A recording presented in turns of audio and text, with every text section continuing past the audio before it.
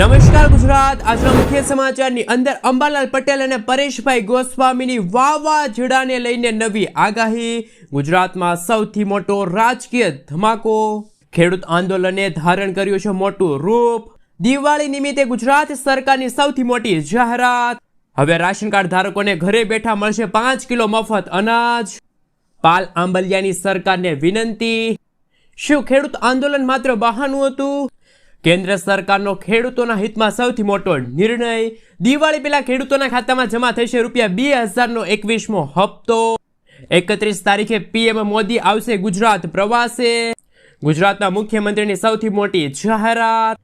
તહેવારો નજીક આવતા વાહન ચાલકો માટે નવા નિયમો લાગુ। મહિલાઓને મળશે ₹300ની સબસિડી। ખેડૂતોને મળશે હવે ₹25,000 ભેટ।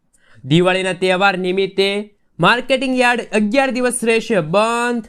કેન્દ્ર સરકારની સૌથી મોટી જાહેરાત। મહિલાઓને મળશે દર મહિને ₹7,000ની આર્થિક સહાય। ગુજરાત શિક્ષણ વિભાગે દિવાળી વેકેશનની તારીખ કરી છે જાહેર। ખેડૂતોને બેટરી પંપ ખરીદવા માટે મળશે ₹10,000ની સહાય। જન્મ મરણના પ્રમાણપત્રને લઈને સૌથી મોટા સમાચાર। એસબીઆઈના ગ્રાહકો માટે આવ્યા છે મોટા સમાચાર। દિવાળી પહેલા સોના ચાંદીના ભાવમાં થશે વધારો। ગુજરાતના દરેક ખેડૂતો પર ₹56,000નું દેવું છે। અને આજના સૌથી મોટા ખેડૂત ઉપયોગી સમાચાર જાણીશું આજના આ વિડીયોની અંદર। મિત્રો, દરેક સમાચાર દરેક માહિતી જણાવીએ એ પહેલા ગુજરાતના જે પણ મિત્રો ચેનલ ઉપર જો પહેલી વાર આવ્યા હોય તો મિત્રો ખાસ કરીને વિડીયોને એક લાઇક કરી ચેનલને સબસ્ક્રાઇબ કરવાનું ભૂલતા નહીં। સાથે આજનો આ વિડીયો છે જેને અંત સુધી જોતા રહેજો। મિત્રો, તેના તાજા અને નવા હવામાન સમાચાર વિશે વાત કરીએ તો હવામાન નિષ્ણાત અંબાલાલ પટેલે વાવાઝોડાની આગાહી કરી છે। 26 ઓક્ટોબરથી લઈને નવેમ્બર મહિનાની શરૂઆત સુધીમાં બંગાળની ખાડીમાં એક મજબૂત વાવાઝોડું બનશે। આ વાવાઝોડાના કારણે ગુજરાતનું હવામાન પલટાશે। આ ઉપરાંત 7 નવેમ્બર બાદ દક્ષિણ ભારતમાં ભારેથી ભારે વરસાદની શક્યતા છે, જેની અસર ગુજરાત રાજ્ય ઉપર થશે। અંબાલાલ પટેલે વધુ જણાવ્યું છે કે નવા વર્ષના દિવસે ઠંડા પવનો ફૂંકાશે। ડિસેમ્બરમાં હાડ થીજાવતી ઠંડીની આગાહી અંબાલાલ પટેલે વ્યક્ત કરી છે। આ વર્ષે ઠંડીમાં ન્યૂનતમ તાપમાન 10 ડિગ્રીથી પણ નીચે જવાની શક્યતા છે। વધુમાં અંબાલાલ પટેલે આ વર્ષે કાતિલ ઠંડીની આગાહી કરી છે। બીજી તરફ પરેશભાઈ ગોસ્વામીએ પણ પોતાની આગાહી વ્યક્ત કરી છે। પરેશભાઈ ગોસ્વામીના જણાવ્યા અનુસાર હાલમાં રાજ્યમાં પવનની ગતિ 10 થી લઈને 14 કિલોમીટર પ્રતિ કલાકની રહેશે। મિત્રો, ત્યાં પછીના સમાચાર વિશે વાત કરીએ તો દિવાળી નજીક આવતા રાશન કાર્ડ ધારકો માટે આવી ગઈ છે ખુશ ખબર। ઘરે બેઠા મળશે 5 કિલો મફત અનાજ। વરિષ્ઠ નાગરિકોને ધ્યાનમાં રાખીને મફત રાશન યોજના વર્ષ 2025 અમલમાં આવી છે। આ યોજના અંતર્ગત 60 વર્ષથી વધુ ઉંમરના વરિષ્ઠ નાગરિકોને દર મહિને 5 કિલો મફત રાશન આપવામાં આવશે। સરકાર આ યોજના હેઠળ door to door ration delivery જેવી નવી સુવિધા પણ શરૂ કરી રહી છે। એટલે કે વરિષ્ઠ નાગરિકોને હવે રાશન લેવા માટે લાંબી લાઈનોમાં ઊભા રહેવાની જરૂર નહીં પડે। જે લોકો ચાલવામાં અસમર્થ છે અથવા તો દૂરના વિસ્તારોમાં રહે છે તેમના ઘરે જ રાશન પહોંચાડવામાં આવશે। આ સુવિધા શરૂઆતમાં કેટલાક રાજ્યોમાં શરૂ થઈ શકે છે। ધીમે ધીમે આખા ભારત દેશમાં આ યોજના છે લાગુ થશે। શું મિત્રો ગુજરાતમાં પણ મફત રાશન યોજના શરૂ થવી જોઈએ કે ના થવી જોઈએ? નીચે કોમેન્ટ બોક્સમાં કોમેન્ટ કરીને જરૂરથી જણાવી આપજો। મિત્રો, ત્યાં પછીના સમાચાર વિશે વાત કરીએ તો દિવાળીના તહેવાર પર માત્ર 2 કલાક જ જાહેરમાં ફટાકડા ફોડી શકાશે। રાજ્ય સરકારે જાહેર કરી છે ગાઈડલાઈન। રાજ્યના ગૃહ વિભાગે દિવાળીના તહેવાર નિમિત્તે ફટાકડા ફોડવા મામલે ગાઈડલાઈન જાહેર કરી છે। ગુજરાત સરકારે દિવાળીના તહેવારને ધ્યાનમાં રાખીને ગૃહ વિભાગ દ્વારા જાહેરમાં ફટાકડા ફોડવા અંગેની નવી સૂચનાઓ જાહેર કરી છે। આ સૂચનાઓ સુપ્રીમ કોર્ટના નિર્દેશોનું પાલન કરીને બનાવવામાં આવી છે, જેનો મુખ્ય હેતુ ધ્વનિ અને વાયુ પ્રદૂષણને નિયંત્રણ કરવાનો છે। નોંધનીય છે કે ગૃહ વિભાગે આપેલી સૂચના મુજબ દિવાળી દરમિયાન ફટાકડા માત્ર નિશ્ચિત સમયગાળામાં જ ફોડી શકાશે।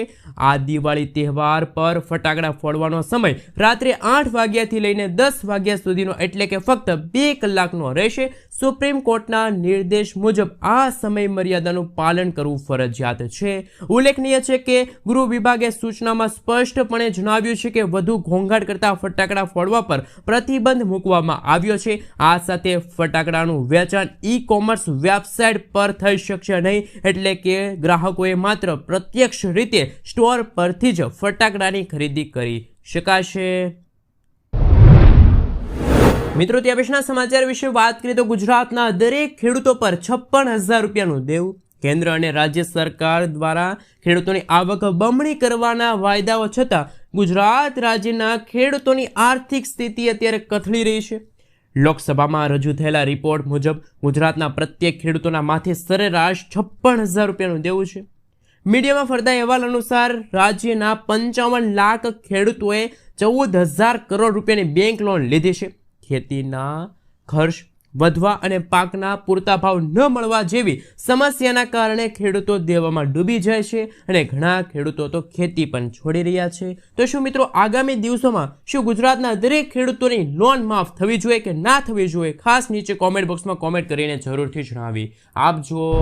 મિત્રો ત્યાં પછીના સમાચાર વિશે વાત કરીએ તો ગુજરાતમાં મગફળીની ખરીદી અને ટેકાના ભાવની નીતિને લઈને કિસાન સંઘ દ્વારા કેન્દ્ર સરકાર સમક્ષ એક અસામાન્ય અને મોટી માંગ કરવામાં આવી છે. કિસાન સંઘના પ્રમુખ પાલભાઈ આંબલિયાએ આવેદનપત્ર આપી માંગણી કરી છે. સરકારે ટેકાના ભાવે ખરીદી બંધ કરીને રજીસ્ટ્રેશન કરાવનાર દરેક ખેડૂતોના ખાતામાં સીધા 1,35,000 રૂપિયા જમા કરવા જોઈએ અથવા દરેક ખેડૂતો પાસેથી 300 મણ મગફળીની ખરીદી કરવી જોઈએ. આ અંગે અમારી ચેનલ માહિતી જગત કોઈ પણ પ્રકારની પુષ્ટિ કરતી નથી કે આ સમાચાર સાચા છે કે પછી ખોટા. મીડિયામાં ફેરતા અહેવાલ અનુસાર તમારા સુધી આ સમાચાર છે પહોંચાડવામાં આવી રહ્યા છે. મિત્રો ત્યાં પછીના સમાચાર વિશે વાત કરીએ તો ગુજરાત મંત્રીમંડળ વિસ્તરણના મોટા સમાચાર સામે આવ્યા. સૂત્રોના જણાવ્યા અનુસાર 15 કે 16 ઓક્ટોબરે મુખ્યમંત્રી ભૂપેન્દ્ર પટેલના મંત્રીમંડળમાં વિસ્તરણ થશે. ભાજપ હાઈકમાન્ડની મંજૂરી પછી 8 થી 10 નવા ચહેરાઓને સ્થાન મળી શકે છે, જેમાં પાટીદાર, ઓબીસી અને એસટી સમુદાયના નેતાઓના સમાવેશ થઈ શકે છે. આ વિસ્તરણ બિહાર ચૂંટણી પહેલા રાજકીય સંતુલન માટે મહત્વનું છે. મિત્રો ત્યાં પછીના સમાચાર વિશે વાત કરીએ તો નેશનલ હાઈવે ઓથોરિટી ઓફ ઇન્ડિયાએ ક્લીન ટોયલેટ પિક્ચર ચેલેન્જ શરૂ કરી છે. જો નેશનલ હાઈવે પરના ટોલ પ્લાઝા નજીક કોઈ ટોયલેટ ગંદુ હોય તો યુઝર રાજ્ય માર્ગ યાત્રા એપ દ્વારા તેમની ફરિયાદ કરી શકે છે.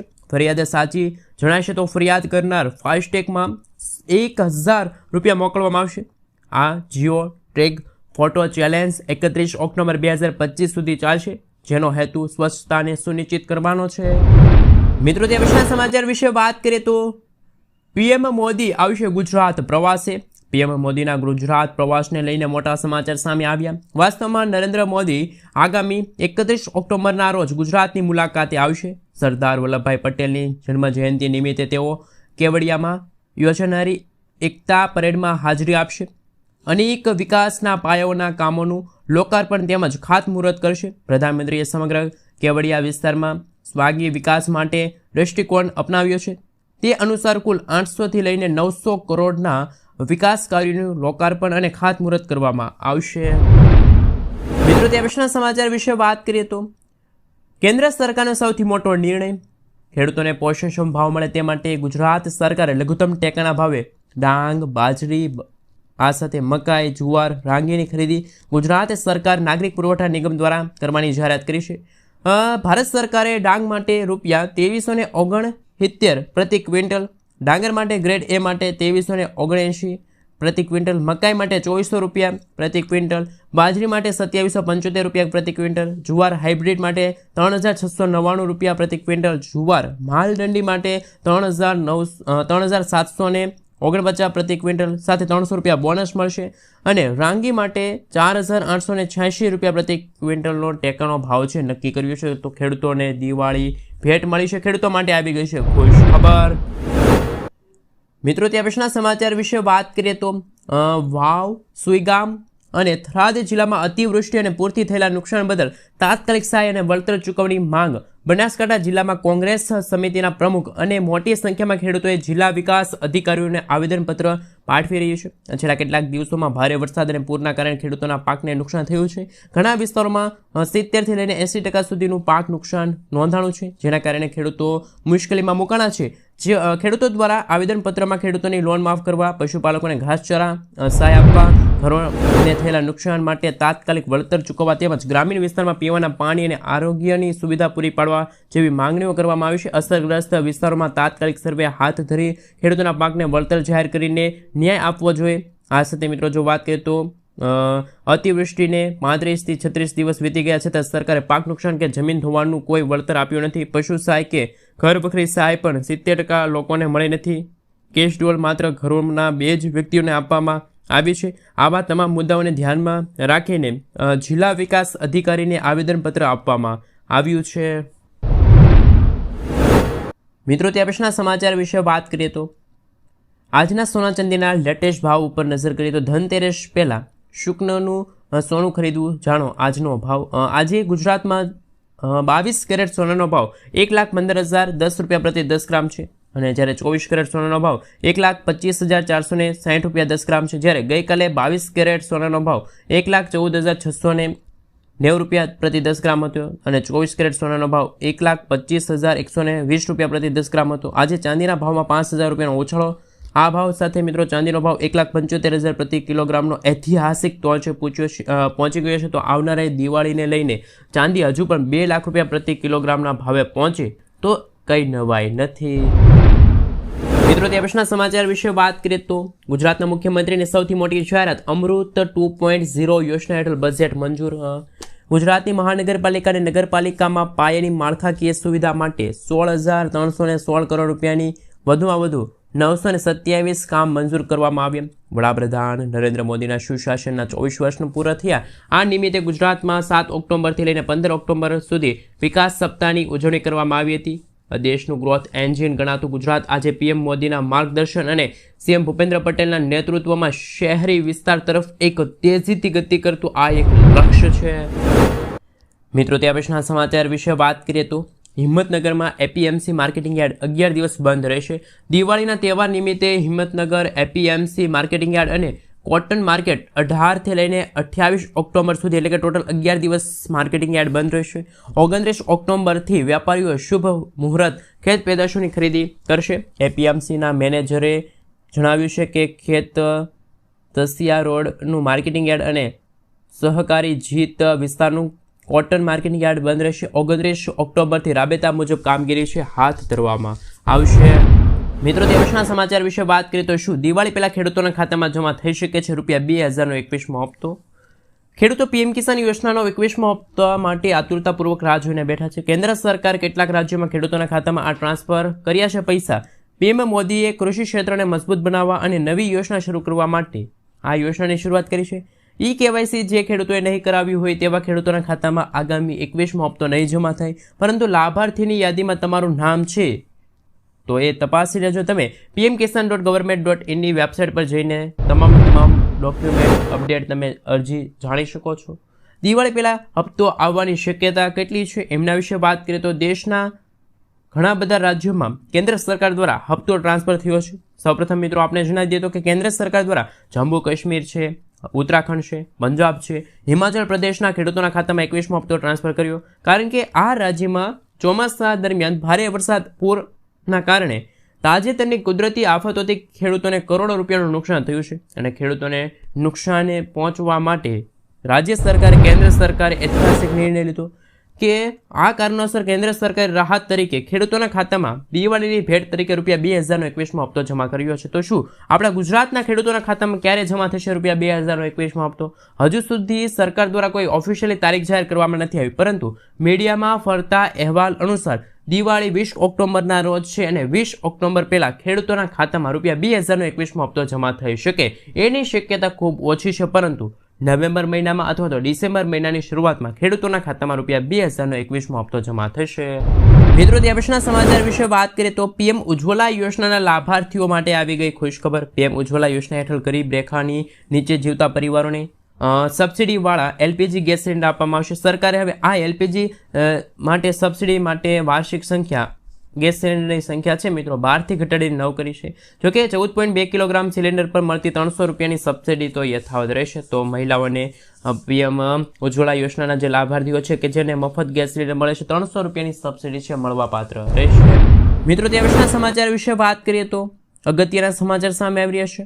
ખેડૂતોને બેટરી પંપ ખરીદવા માટે મળશે ₹10,000ની આર્થિક સહાય. જે દર્શક મિત્રો, ગુજરાત સરકાર દ્વારા ખેડૂતોના વિકાસ માટે અવનવી યોજનાઓ છે અમલમાં મૂકવામાં આવતી હોય છે, જેમાં ફોર્મ ભરવા માટે મહત્વપૂર્ણ ભાવ આ ખેડૂત પોર્ટલ પર જાહેર થતા હોય છે. જે અંતર્ગત ખેતીવાડીને લગતી તમામ યોજનાઓનો લાભ ખેડૂતો છે એ લઈ શકે છે. ખેડૂતોને સતત વિકાસ હંમેશા વધતો રહેશે. આ માટે ગુજરાત સરકાર દ્વારા અત્યંત નવા પ્રયત્નો કરવામાં આવે છે. આ યોજનાનો મુખ્ય હેતુ ખેડૂતોને પાક રક્ષણ જીવાતોથી સુરક્ષિત પાકને રાખી શકે એ માટે દવા છંટકાવના પંપ ખરીદવા માટે આર્થિક સહાય પૂરી પાડવામાં આવશે. ખેડૂતોને ખેતીના પાકમાં અત્યારે સૌથી વધુ નુકસાન પહોંચાડતા કીટકો અને રોગોનું નિયંત્રણ કરવું એ ખેડૂતો માટે બહુ મુશ્કેલ જણાય. ખેડૂતો માટે એક મોટો પડકાર છે. તો એ માટે કેન્દ્ર સરકાર અને રાજ્ય સરકારે ખેડૂતોને બેટરી પંપ ખરીદવા માટે 10,000 રૂપિયાની આર્થિક સહાય આપવાની જાહેરાત કરી છે.